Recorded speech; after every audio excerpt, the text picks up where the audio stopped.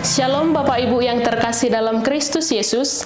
Sebelum kita memulai aktivitas kita, marilah kita mendengarkan firman Tuhan. Kita berdoa. Terima kasih ya Allah, Bapa yang mulia, yang menyertai kehidupan setiap kami masing-masing. Ya Bapa, kami akan mendengarkan firman-Mu yang menjadi dasar segala pekerjaan kami dalam satu hari ini. Kiranya Engkaulah ya Bapa yang memberkati hati dan pikiran kami. Amin. Saudara-saudari terkasih, firman Tuhan bagi kita pada pagi hari ini tertulis dalam Yehezkiel pasal yang ke-18 ayat 4. Demikian firman Tuhan. Sungguh semua jiwa aku punya, baik jiwa ayah maupun jiwa anak aku punya. Dan orang yang berbuat dosa itu yang harus mati. Demikian firman Tuhan.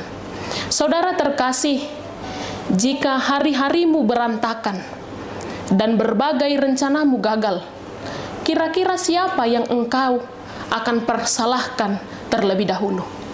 Jawaban bisa beragam. Ada yang mengatakan uanglah yang mengatur segala-galanya. Ada yang mengatakan semesta tidak bekerja bagiku.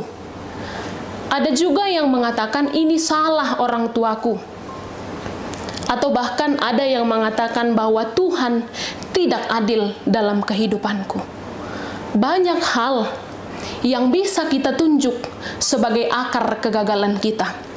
Tetapi saudara-saudari yang terkasih, firman Tuhan hari ini mengingatkan setiap orang bahwasanya ketika kita berada dalam satu masalah, kita tidak perlu terlalu lelah untuk mencari siapa yang menjadi kambing hitam atas persoalan kita.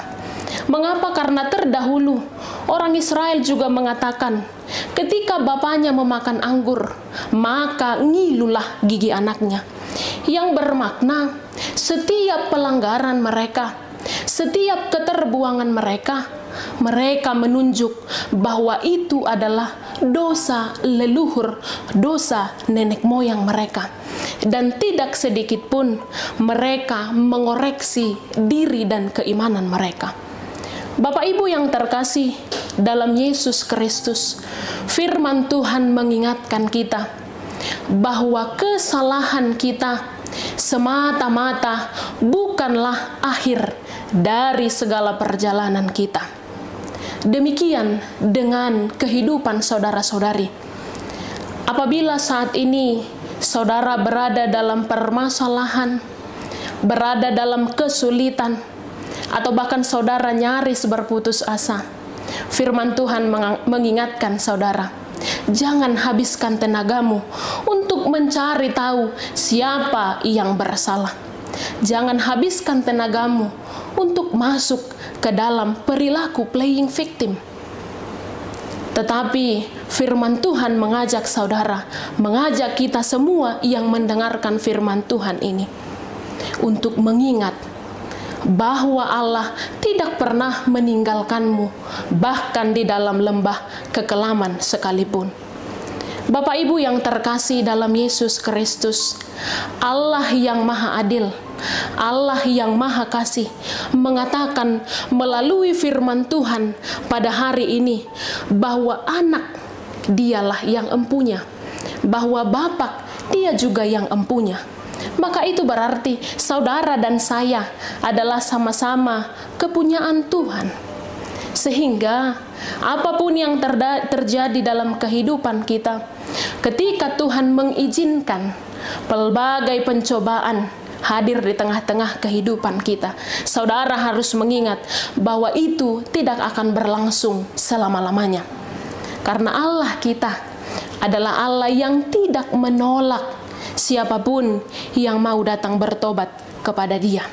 Saudara yang terkasih, firman Tuhan mengingatkan kembali, menyegarkan ingatan kita, siapakah yang empunya kehidupan, siapakah yang empunya perjalanan, siapakah yang empunya dan menjadi tujuan kita. Ternyata Dia adalah Allah yang memiliki saudara, yang memiliki saya, yang memiliki anak-anak saudara, yang memiliki bapak dan ibu saudara. Allah yang berdaulat atas kehidupan ini. Maka Bapak Ibu, ketika banyak orang yang mengatakan perjalanan hidup ini terkadang tidak masuk akal, perjalanan hidup ini tidak adil bagiku, perjalanan hidup ini hanya berpihak pada orang-orang yang kuat, firman Tuhan mengingatkan kita kembali bahwa jalan Tuhan memang tidak terselami. Pekerjaan Tuhan memang tidak terselami, tetapi ada satu hal yang harus kita pegang, bahwa rancangan Tuhan adalah rancangan keselamatan, rancangan kehidupan. Maka tentunya ukuran kita bukanlah ukuran Tuhan, melainkan ukuran Tuhanlah yang menjadi ukuran bagi hidup kita. Sehingga apapun yang saudara-saudari alami hari ini, jangan katakan, ini sudah nasibku, ini sudah bagianku, ini sudah takdirku. Karena Allah lah yang menciptakan engkau, Allah juga yang memelihara engkau. Sehingga Allah yang sama juga mengasihi kita semua dan menyediakan segala yang kita perlukan melalui cara yang saudara mengerti atau tidak saudara mengerti. Maka saudara-saudari terkasih, marilah senantiasa mendengar, senantiasa mengikuti tuntunan Tuhan yang membawa kita kepada pertobatan dan keselamatan. Allah kiranya memampukan saudara, Allah kiranya menguatkan saudara, Allah kiranya menolong kita semua menjadi pribadi yang bertanggung jawab, menjadi pribadi yang kuat dan tangguh dalam kehidupan ini. Untuk itu Bapak Ibu, janganlah kiranya kita menyerah kepada dosa kita, tetapi marilah kita menyerahkan dosa kita kepada Tuhan. Sebab dialah Allah yang memiliki kita. Sehingga sejauh apapun kita berlari, sejauh apapun kita bersembunyi, Tuhan selalu menantikan kita. Amin. Marilah kita berdoa. Terima kasih ya Bapa atas berkat-Mu melalui firman-Mu hari ini. Engkau mengingatkan kami kembali bahwa Engkaulah yang empunya kehidupan kami. Sejak kami diciptakan oleh-Mu, hingga kami ya Tuhan menemui waktu kami kembali kepada Tuhan.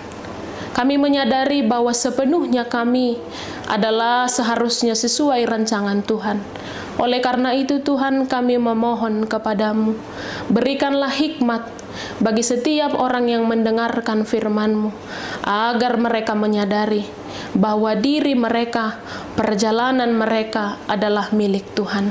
Ajarlah ya Bapa setiap orang yang percaya, memiliki keyakinan dan ketangguhan iman dalam kehidupannya, sehingga apapun persoalan yang mereka hadapi, mereka tidak jatuh ke dalam keputusasaan. Kiranya Engkaulah ya Bapa yang selalu menyertai dan memberikan berkat bagi setiap orang yang memanggil nama Tuhan. Di dalam Yesus Kristus kami berdoa dan mengucapkan syukur kepada Tuhan. Amin.